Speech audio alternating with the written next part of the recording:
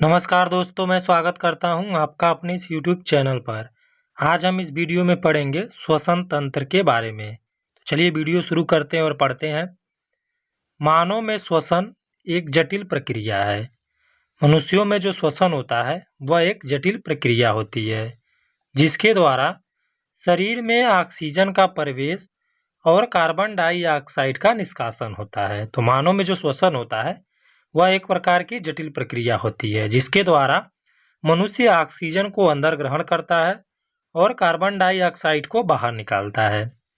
यह प्रक्रिया श्वसन तंत्र द्वारा नियंत्रित होती है। यह जो प्रक्रिया होती है, ऑक्सीजन को अंदर ग्रहण करना और कार्बन डाइऑक्साइड गैस को बाहर निकालना, यह प्रक्रिया श्वसन तंत्र द्वारा नियंत्रित होती है, जो विभिन्न अंगों से मिलकर बना होता है। जो श्वसन तंत्र होता है वह विभिन्न अंगों से मिलकर बना होता है।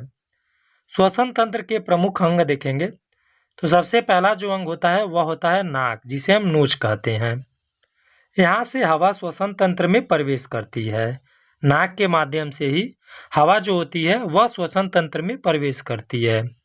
नाक में बाल और श्लेष्मा होते हैं। नाक में क्या पाया जाता है?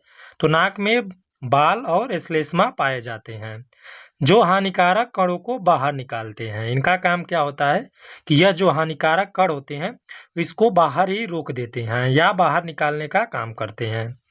इसके बाद जो दूसरा आता है अंग वह होता है गला। यह नाक और श्वास नली के बीच एक मार्ग है। जो गला होता है यह नाक और जो श्वास नली होती है उसके बीच का एक रास्ता होता है, जिससे हवा फेफड़ों तक पहुंचती है। गले के माध्यम से ही हवा होकर फेफड़े तक जाती है।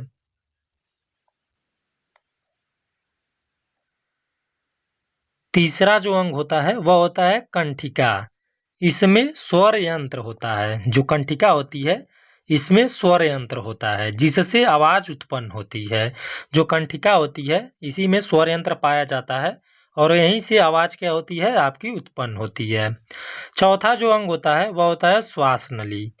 यह एक नलिका होती है जो हवा को फेफड़े तक पहुंचाती है। श्वास नली यह एक प्रकार की नलिका होती है जो हवा को क्या करती है, फेफड़े तक ले जाने का काम करती है। पांचवा जो अंग होता है ब्रोंकाई होता है। श्वास नली दो शाखाओं में विभाजित होती है, जिन्हें ब्रोंकाई कहा जाता है।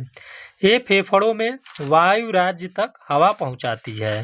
जो ब्रोंकाई होती है तो वह श्वास नली दो शाखाओं में विभाजित होती है। जो श्वास नली होती है इसमें वह दो शाखाओं में विभाजित होती है, जिन्हें हम ब्रोंकाई कहते हैं। यह फेफड़ों में वायु राज्य तक क्या करती है, हवा पहुंचाने का काम करती है। अगला जो अंग होता है वह होता है फेफड़ा, यानी जिसे हम लंग कहते हैं।